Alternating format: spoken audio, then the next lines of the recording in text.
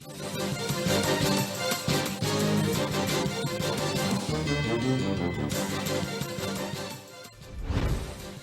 na ang malalaking balitang Central Luzon ngayong araw. Mayor EDSA, wala pa raw iniendorsong mayoral candidate sa siyudad San Fernando.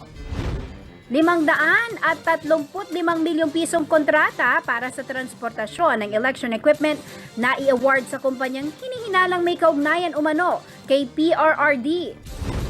Gosu o tradisyonal na harana sa patay, hindi muna naisagawa ng ilang Fernandino. At docu-film, tampok ang mga bata mula Zambales, wagi sa International Film Festival sa Malaysia.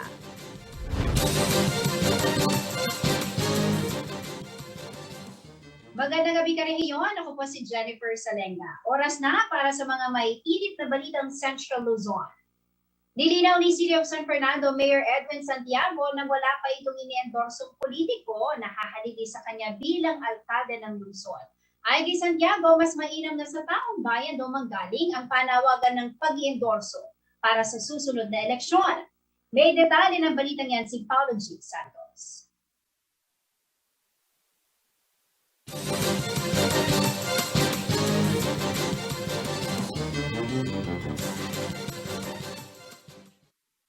Sa taunan na lighting ceremony ng higanting parol sa Home of the Giant Lanterns Festival sa tapat ng Heroes Hall dito sa sentro ng Pampanga, hindi lamang ang pagpapasinaya sa mga glamorosong parol ang inusisa ng media kay Mayor Edwin Santiago, kundi pati na ang sinusubaybayang pagtaas nito ng kamay kay Vice Mayor Jimmy Lasatin na isa sa mga kandidatong alkalde sa syudad na present din ng gabi ng pagpapailaw sa mga parol. Sa panayam kay Vice Mayor Lasatin, walang bakas ng hindi pagkakaunawaan ng dalawa at pinupuri pa niya ang alkalde sa mga programa umano ng administrasyon sa pagbibigay ng suporta sa mga lantern maker. Meron din binibigay ang City of San Fernando, ang ating butihing mayor, hindi po pinapabayaan itong ating mga lantern makers. At sa kabilang banda, ang mga salita ng incumbent mayor ang kanya umanong legasiya sa paglikha ng pangalan sa mga Fernandino sa larangan ng parol making ay ipinapangakong maitutuloy ng kanyang kaalyado noong 2019 election na si Vice Mayor Lasatin. Nasabi na ni ang Vice Mayor na siya'y kumakandidato ng mayor na itutuloy niya ang always ang yung lighting of yung decorative lantern. So, tuloy-tuloy yan. At ang Giant Lantern Festival at saka ang industriya ng parol bilang sumisimbolo sa atin bilang Fernandino at parte ng ating paniniwala at kultura ang parol. Kaya ang vision natin is always the home of the Giant Lantern. Pero sa kabila nito, sinabi ni Santiago na hindi pa ito ang panahon para magbigay ng endorsement sa matagal ng kaalyado. Sagot ni Mayor EDSA, Actually, it is not the right time to endorse. Ayahan mo muna yung mga kababayan natin na pag-aralan nila kung sino ang magpapatuloy ng kulturang Fernandino Kapampangan. Kasi kaya sinasama ko, iba yung kultura nating Fernandino eh. Sa ilalim ng Partido Aksyon Demokratiko tatakbo si Vice Mayor Jimmy Lasatin. Si incumbent Mayor Edwin Santiago ang nooy sinuportahan ng ruling local political party ng Kambilan noong 2019 midterm election sa laban nila ni Konsehala Vilma Caluywag. Habang sa mga kandidato ngayon sa pag-alkalde, suportado ng Kambilan si 3rd District Board Member Ross B. Henson na kilalang matagal na tagapanalig ng pamilya Pineda. Paulo G. Santos, Cltv News. Firmado na ni Comelec Chairperson Sharif Abbas ang nasa higit kalahating bilyong piso na service contract para sa deployment ng election equipment, peripherals, forms, supplies at paraphernalia sa buong bansa para sa halalan sa susunod na taon. Ito ay nabigay sa kumpanyang F2 Logistics Philippines Incorporated na hinihinalang may kaugnayan sa pamilya ni Dennis Oy, isa po sa campaign financer ng Pangulong Rodrigo Duterte noong 2016 elections. Una ni Atty. Christian Monsod, kung magkataon na hindi malayong kaanak ito ng kaibigan ng Pangulo, hindi po mawawala ang agam-agam ng mga Pilipino sa pagkakaroon ng patas na halalan. Narito ang report.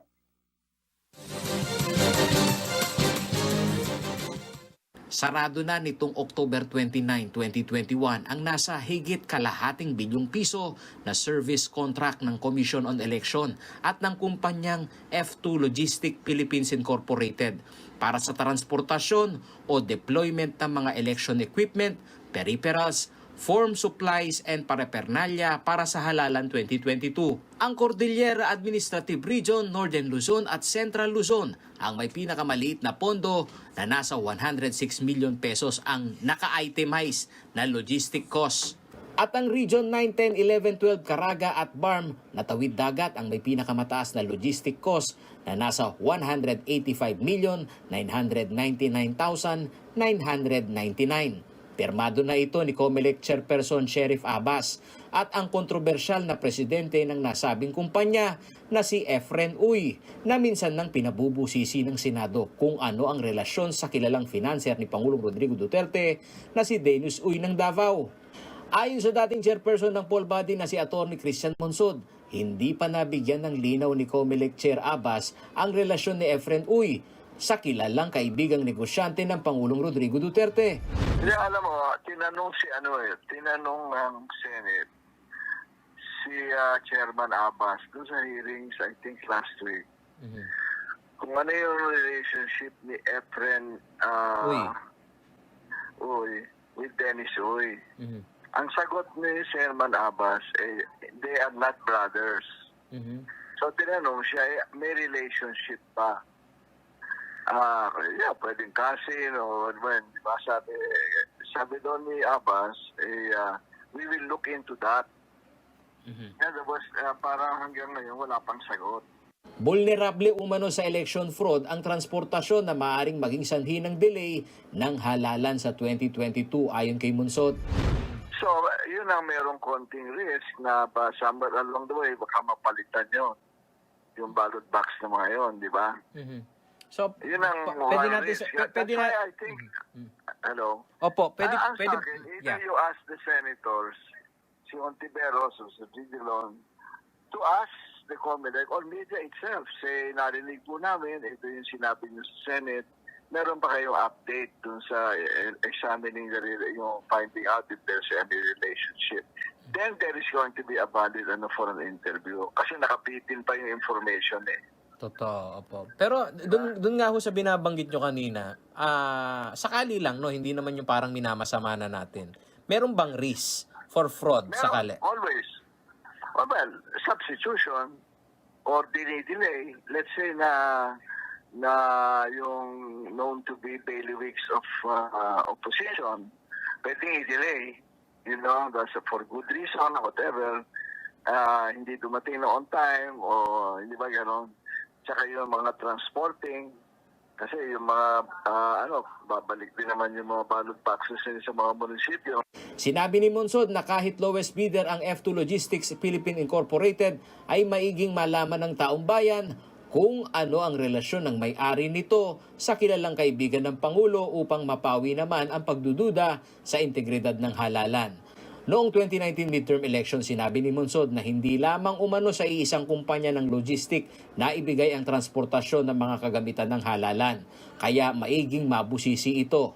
Samantala, bukod pa sa usapin ng logistics, nagkakaisa ang grupo ni Monsod at ng Ateneo School of Government na maiging mapagbantay sa appointment ng 3 mababakating posisyon sa COMELEC sa darating na buwan ng Pebrero 2022. So, I just want to join the earlier comments by our colleagues that we do need to encourage independent appointments for COMELEC, which is another factor to consider. 3 commissioners are retiring in February 2022. Game changer umano ito sa conduct of election na kailangang maging mapagbantay ang taong bayan, lalo na sa proseso na mailusot ang mga ito sa Commission on Appointments sa Senado. Paolo G. Santos, Cltv News. Sa pagbabalik ng Cltv News, COVID-19 Response Program at Economic Recovery Plan sentro ng SOCA ni Mayor Christy Angeles. At peace and order at internal cleansing prioridad daw ng bagong police chief ng Central Luzon. Manatiling nakatutok para sa iba pang mga nangungunang balita ngayong araw.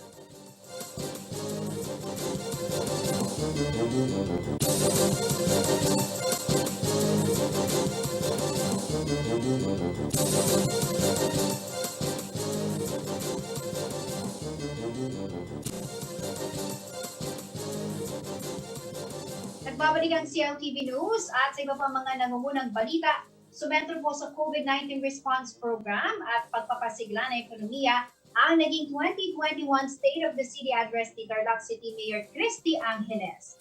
Ayon sa alkalde, bibigyang pansin niya rin ang sektor ng edukasyon, agrikultura, infrastruktura at turismo. Ang detalye sa ulat sa bayan ng alkalde, alamin po natin sa report ni Rino Pao.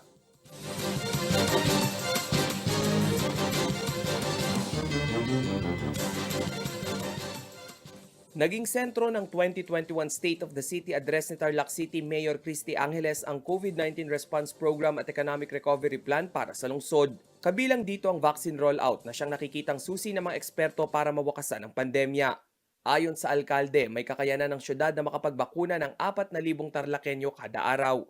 25% o 79,423 ang fully vaccinated sa Tarlac City. Kasama rin po rito ang 554 persons deprived of liberty o PDL sa ating city jail na nabakunahan noong October 16. Pinagmalaki rin ni Angeles ang Aksyon Anghel 24/7 tulong para sa kanyang mga kababayan. Well-trained umano ang mga barangay health worker ng syudad mula sa tamang pag-isolate hanggang sa pagbiyahe ng mga suspected at confirmed COVID patients. Sinisikap po nating mabakunahan ang lahat ng nakarehistro.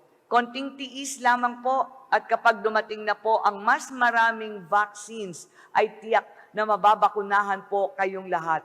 No one is safe until we achieve herd immunity. Isa din sa naging highlight ng SOCA ni Angeles ay ang pagbangon ng Tarlac City mula sa bingit ng bankruptcy noong datnan niya ito noong 2016. Sa nasabing taon, nasa negative 103 million pesos ang cash position ng syudad. Dinatnan ko po ang kaban ng lungsod na may negative 103 million pesos na cash position.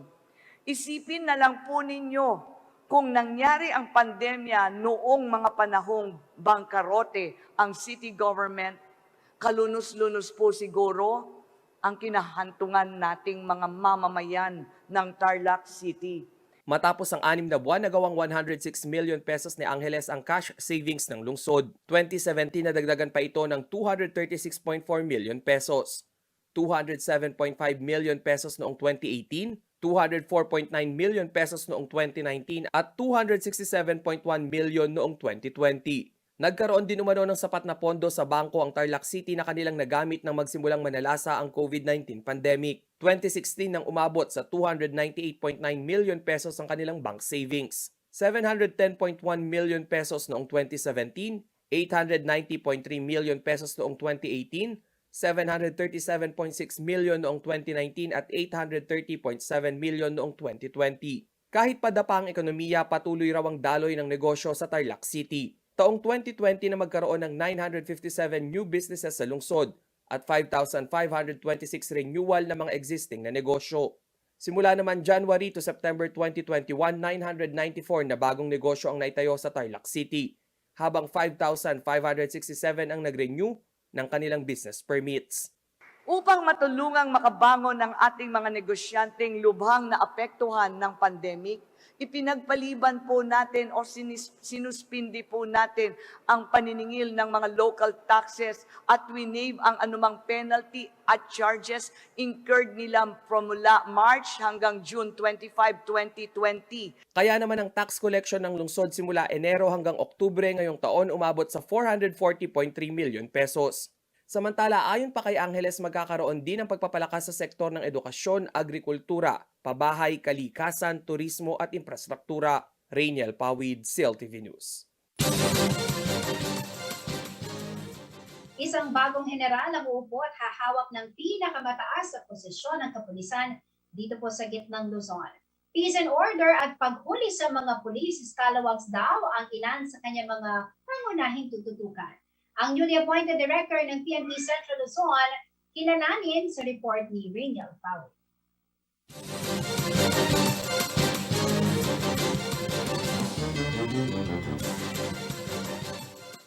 Ngayong unang araw ng Nobyembre ay tinalaga na si Brigadier General Matthew Bakay bilang bagong direktor ng Police Regional Office 3. Pinalitan niya sa pwesto si Brigadier General Valeriano de Leon na hahawak naman sa Civil Security Group. Bago malipat sa Central Luzon, pinamunuan ni Bakay ang Eastern Police District. Ayon sa bagong upong direktor, titiyakin niyang magiging malinis ang hanay ng pulisya sa rehiyon. Mabilis tayong magbibigay ng mga kandipala sa mga gumagawa ng mabuti, pero magiging marahas tayo sa mga kasama natin still nasa paggawa ng hindi maganda tulad sa pagiging ng illegal drugs. Isinusulong niya rin ang Peaceful Community Campaign na magsisigurong ligtas ang mamamayan at namumuhunan sa gitnang Luzon. Pangako natin sa sworn duty na mapatahimik ang mga pamayanan, mula sa barangay level hanggang sa syudad para sa ating mga mamamayan. Higit 12,000 ang puwersa ng pulisya sa Central Luzon na kabilang sa mga nangunguna upang bantayan ang mga checkpoint at galaw ng tao lalo na ngayong panahon ng pandemya. Ang naturang change of command ay isinagawa sa mga probinsya at rehiyon bago ang May 2022 elections. Rainiel Pawid, Cltv News.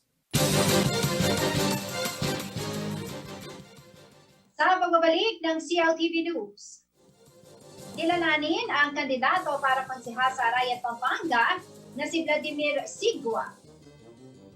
Mga katutubong ay sa Sapang Bato pinuntahan sa kanilang tahanan para mabakunahan kontra COVID-19. Manatili nakatutok at magbabalik Cltv News.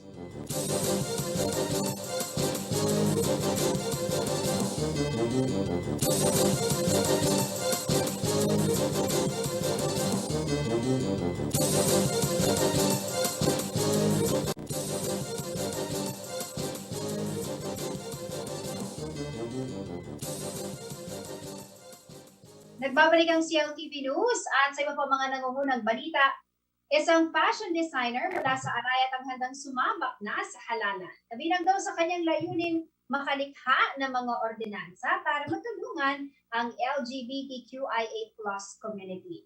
Ano nga ba ang kanyang mga programa? Bakit siya dapat ihalal ng mga taga-Arayat? Para sagutin yan, makakasama po natin si Vladimir Vladi Sigua, Councilor Aspirant mula po sa Arayat, Pampanga. Magandang gabi po sa inyo. Welcome po sa Cltv News, Sir Vladimir. Hello, magandang gabi po at salamat sa inyong invitasyon. Yes, Sir Vladi, kayo po ay kilala no? Sa larangan po ng fashion. Ano? Isa po sa ipinagmamalaking talento ng lalawigan ng Pampanga, particularly ang Arayat, Pampanga. Ito pong papasukin ninyo ay bagong-bago, no? Ito pong inyong pong plano na maging konsihal, no, ng Arayat, Pampanga. Pwede niyo po bang ikwento sa amin kung ano po ba ang nag-udyok po sa inyo na pasukin ang larangan ng politika?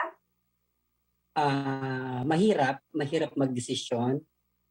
Mahirap pasukin ang bagay na ito, pero siguro dahil nakita ko sa pandemya mula nakaraang taon pagdating ko galing London. After ng London Fashion Week 2019, then umuwi na ako ng Pilipinas, then na-lockdown na ako. Hopefully dapat meron akong show sa Sweden. Pero nakita ko ng dalawang mata ko at nakita ko yung mga tao na naghihikaw sa buhay and nakadagdag pa dito yung kahirapan dahil sa pandemya. At tuloy-tuloy ang pandemya hanggang sa kasalukuyan. Siguro sa kakayahan ko at nangangarap ako para sa bayan ng Arayat, hindi lang para sa sarili ko at para sa mga pamilya ko, sa mga LGBT only. Nakita ko yung mga hinaing ng mga taong nangangailangan ng tulong.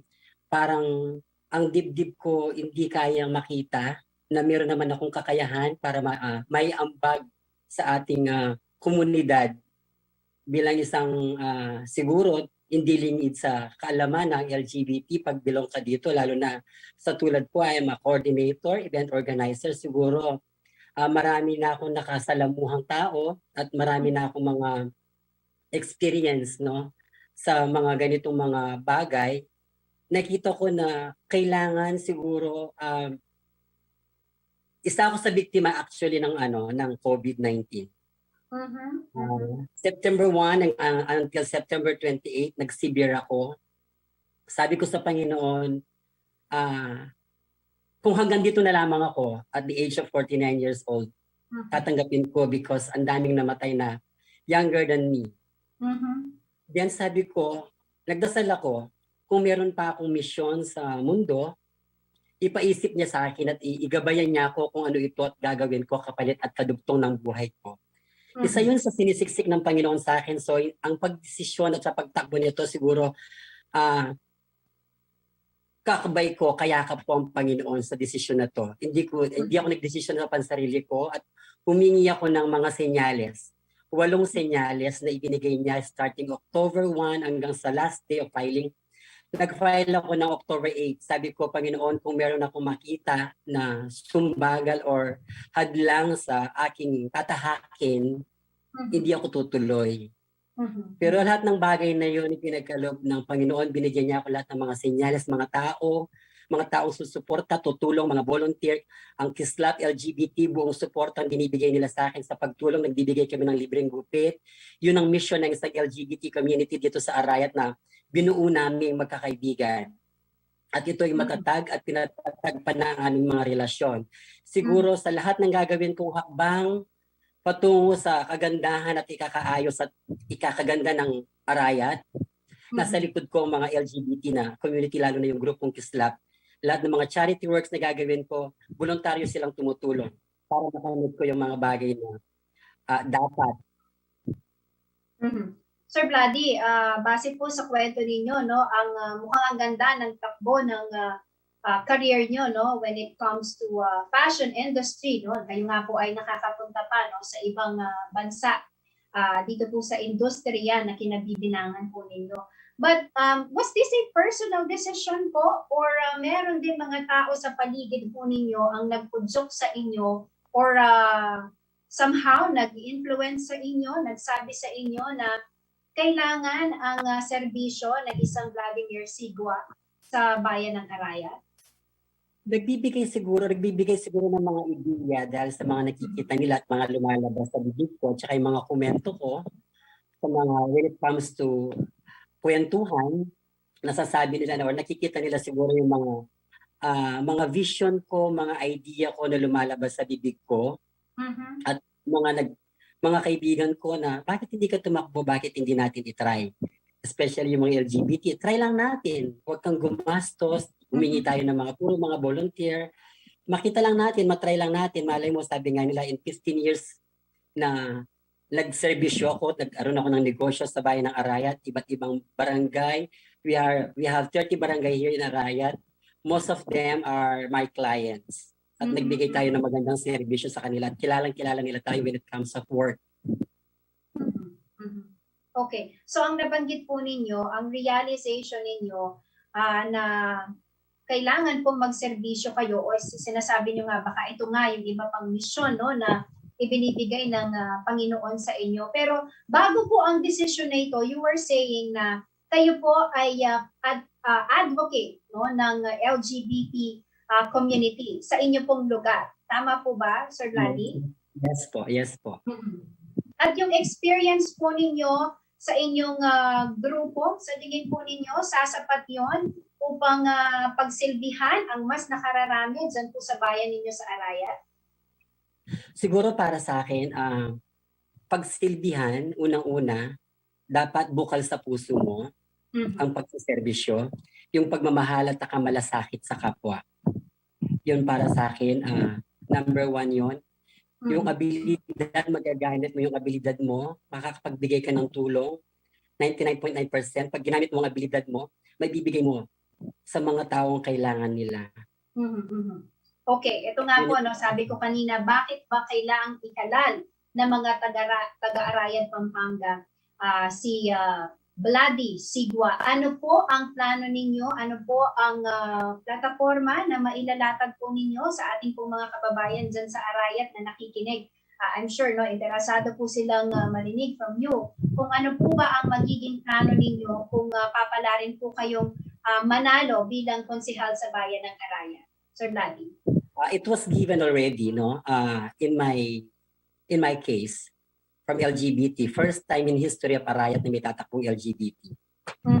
Siguro, sabi ko nga, I organize and someday, somehow, ang unang-una kong gagawin at unang-una kong plano, yung mawala yung stigma. Stigma sa Arayat na nakakatakot sa Arayat. Yun ang unang-unang ikinakalungkot ko. Pag mag-iimbita ka ng mga tao or mga kabataan from different towns ng Pampanga, sasabihin ng mga magulang nila, hindi pwede kasi gagabihin kayo, nakakatakot sa bayan ng Arayat. That stigma itself, nakakababa, hindi kami pwedeng tumingala, nakakababa ng tingin sa ibang mga karatig bayan. Siguro, ang naisip kong bagay doon, sabi ko nga, gumawa ng magandang event, gumawa ng isang mga, wala pa kaming festival. We don't have any festival in Arayat. So siguro dapat magkaroon ng magandang festival dito sa Arayat at pagandahin pa lalo ang Arayat National Park. At siguro para hindi matakot ang mga tao, ay mga ibang tao para pumunta dito, lagyan ng maraming ilaw ang kalye, gawing maliwanag at maglagay ng maraming outpost, mag-request ng maraming outpost, mga police post sa mga iba't ibang mga kanto ng mga madidilim na lugar, lalo na especially doon sa ang ganda ng aming national park. The national park itself, Arayat, pinagmamalaki namin. Kaso paano namin ipagmamalaki kung yung stigma hindi nawawala? That's the first thing siguro na madaling gawin, no? Yung stigma na yon, mag-imbita, mag-produce ng tourist spot, magandang tourist spot, mag-produce ng magagandang mga show, mga festival para dayuhin ng mga tao. Siguro pag nagkaroon na connecting with that, pag marami ng mga turista, marami ng mga taong pupunta dito at marami ng mga tao at kailangan ng mga small businesses, mga tindahan, mga booth, mga souvenir item na pwedeng mabilhan. Wala pa kami sa Arayat ng souvenir item na from other places na pupunta dito, wala silang mabiling mga collections and souvenir like t-shirts, keychain, I love Mount Arayat, something like that. So, in a small things like that, siguro may bibigay na natin, magkakaroon ng mga empleyado, madadagdagan ang employment ng ating mga kababayan, no? Tapos yung mga small businesses matutulungan natin. And at the same time, yung number one, yung stigma nga na pag kinukwento mo pa paano maipopromote ang Arayat, gaano kaganda, gaano kabait ang mga tao sa Arayat. Pero may kapalit pa dun yung nakakatakot. Yung nakakatakot. Nakakatakot pumunta sa bayan ng Arayat. Paano kaya maalis sa isip ng mga tao or ng karatig bayan namin na hindi nakakatakot dito sa bayan ng Arayat? It's a peaceful place, magandang lugar that you will never see from other town of Pampanga.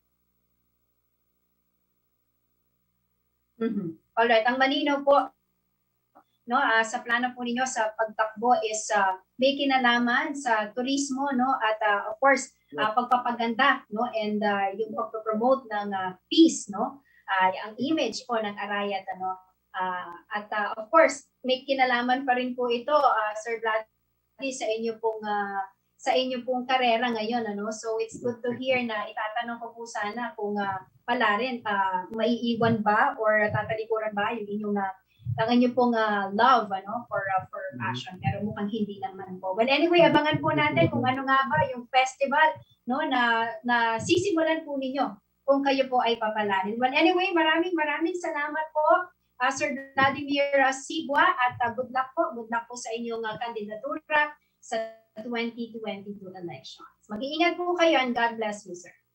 Maraming salamat po. Ayan, mga karehiyon, Councilor Aspirant po, no, para sa Arayat, Pampanga, Sir Vladimir Sigua.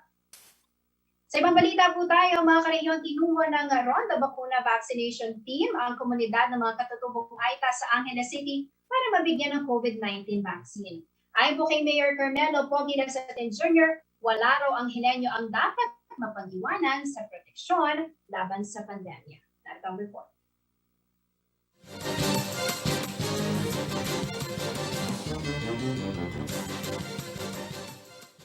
No Angeleño should be left behind. Ito ang pangako ni Angeles City Mayor Carmelo Pogi Lazatin Jr.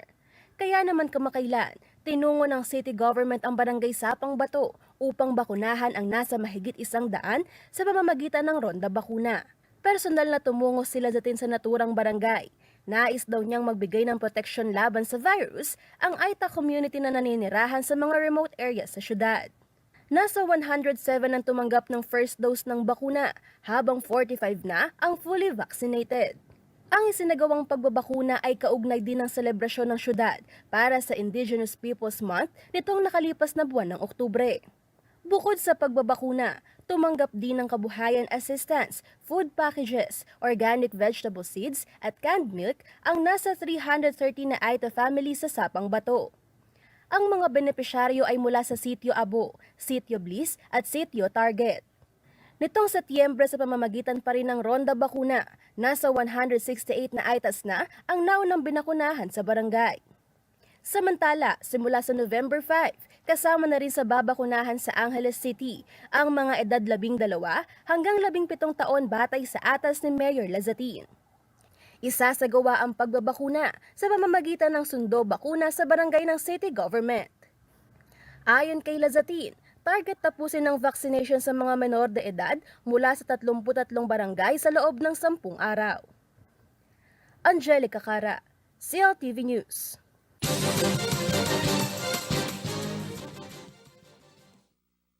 Sa pagbabalik ng Cltv News. Goso o tradisyonal na harana sa patay, hindi muna naisagawa ng ilang Fernandino. Docu-film tampok ang mga bata mula Zambales, wagi sa International Film Festival sa Malaysia.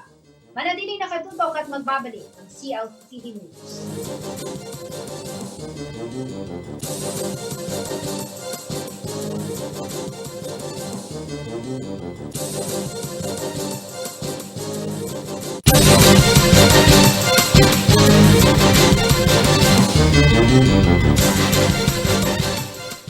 Nagbabalik ang Cltv News at sa iba pa mga nangungunang balita, wala munang goso o ito po ang tradisyonal na pagharana sa tapat ng kada bahay ng mga Kapampangan na animoy nangangaroling. Ayon sa ilang mga senior citizen na goso singer, bukod sa ipinagbabawal silang lumabas, hindi na nila naipamana ang makulay na tradisyon ito. Mula sa lengguwahe at rhythm ng kanta, di na raw makasunod ang mga kabataan ngayon.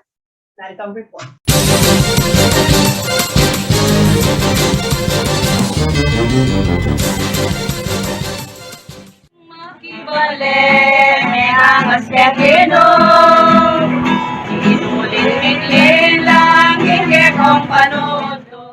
Tuwing bisperas ng undas, ang animoy caroling o harana sa patay ang malimit na nakikita sa mga komunidad dito sa Pampanga. Ang tawag dito ay gosu. Kapansin-pansin na kahit noong pre-pandemic ang mga kalahok ay ang mga Kapampangan na nakatatanda. Isa sa mga regular na lumalahok dito ay ang senior citizen na si Luz Santos mula sa Barangay del Carmen, Ciudad ng San Fernando.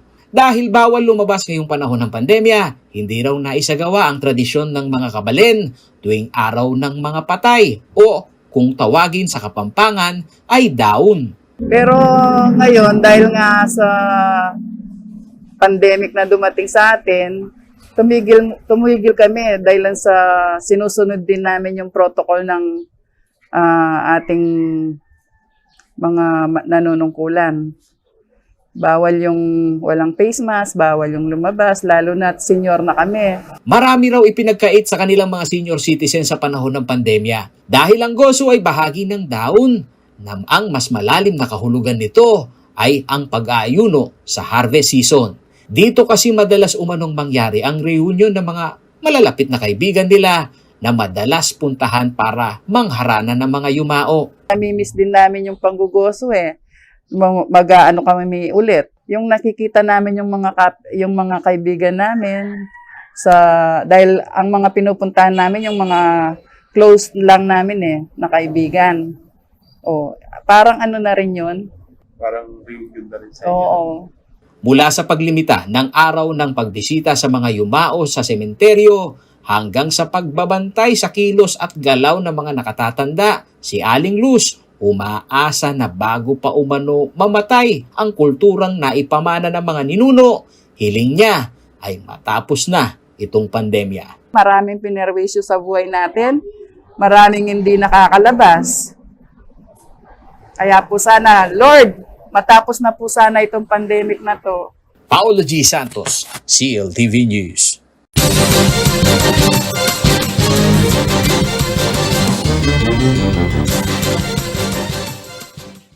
Kinilala isang documentary film na tampok ang mga ukulele kids ng Zambales sa katatapos lamang po ng Kota Kinabalu International Film Festival sa Malaysia.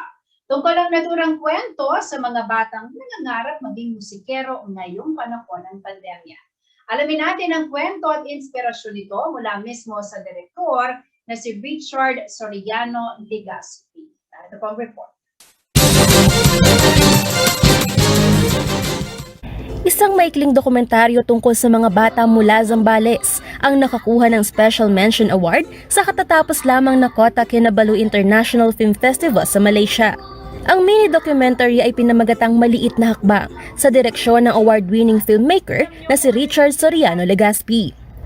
Ayon kay Legaspi, ang Maliit na Hakbang ay istorya tungkol sa ukulele kids sa Zambales mula sa coastal barangay ng San Felipe. Pangarap daw ng mga bata na pasukin ang larangan ng musika, ngunit dahil sa pandemya, naudlot ito dahil na rin sa mga limitasyon at hamong kaakibat nito. Sa mini documentary, 7:34 minutes. Story siya ng mga batang nangangarap na magkaroon ng puwang sa music scene. Start yung kwento ng mga bata dahil yung Green Space Artist Village, isa siyang creative hub or art space siya sa Sambales, sa Liuliwa, na nag-isip si Car Cotamora na paano ba magkakaroon ng pagkakataon yung mga bata dun sa lugar nila na makonect siya sa art. Since si Car ay naging production manager ko rin sa mga pelikula ko, nagkaroon ng tulong-tulong na kumbaga parang opinion or suggestions na ibigyan ng workshop yung bata sa art, sa painting, sa drawing, and then ang pinaka-successful ay itong nagbunga na Ukulele Kids Zambales. Sa pag-abot ng pangarap ng mga bata sa Zambales, hindi raw nila nakakaligtaang magpasalamat sa mga taong nakasuporta sa bawat maliit na hakbang na kanilang ginagawa para sa kanila.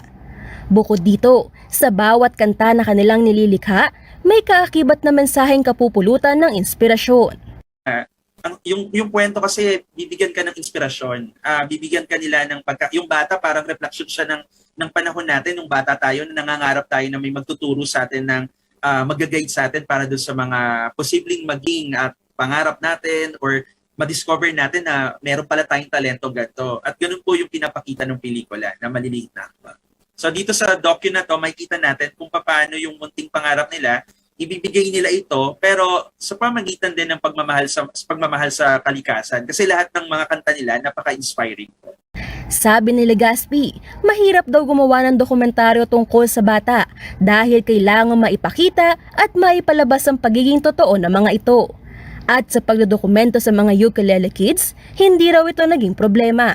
Kumbaga parang kami, sir, dinodocument namin sila na kung ano man yung nakikita namin sa araw-araw. At pagdating naman dun sa napakatalentado at cooperative nila at gusto lang makikipapakita lang nila yung saya nila na paano sila tumutugtog. Pero unti-unti nalalaman namin na napakahalagang bagay pala yung pagkakataon na to na tumugtog at yun po yung lumabas sa docu kung sino yung sila. Una nang ipinalabas sa iba't ibang festival sa iba't ibang bansa tulad ng Amerika at Russia ang Maliit na Hakbang. Naging parte rin siya ng Gawad Cultural Center of the Philippines at nanalo ng Special Citation for Children at ngayon sinundan naman siya nitong Kota Kinabalu International Film Festival at napalabas din itong nakaraang linggo sa isang film festival sa South. Angelica Cara, CLTV News. Alamin naman po natin ang magiging lagay ng panahon bukas mula kay Ginoong Manias Guerra, ang Chief Weather Forecaster ng Pag-asa Clark.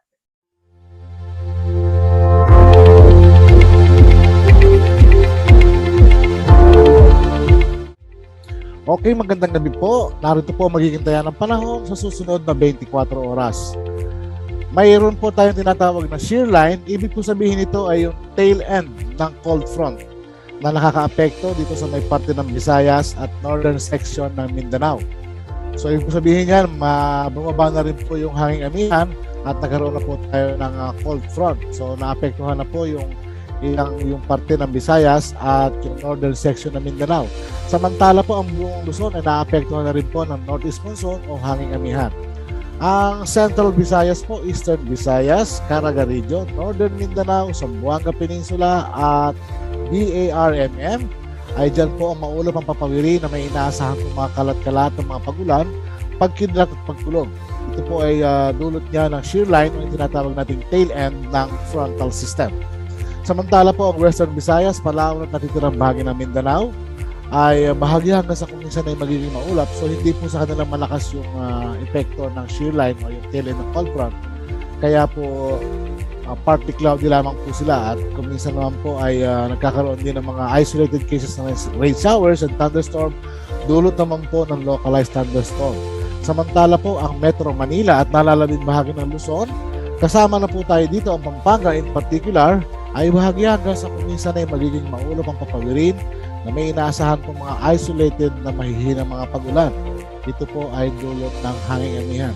So sa ngayon po, wala naman po sinasabi ating ahensya at wala naman po tayo namamata ang ibang weather system. Nagagambala po sa loob ng PAR.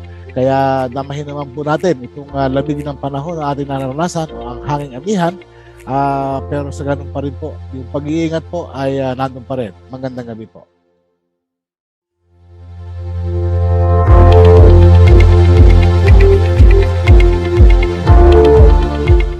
At yan ang mga balitang nakalap ng CLTV News. Para sa karagdagang detalye, maaari niyo i-follow ang aming social media pages, Facebook at CLTV36 Official at CLTV36 News, Twitter at CLTV36, Instagram at CLTV36 Official.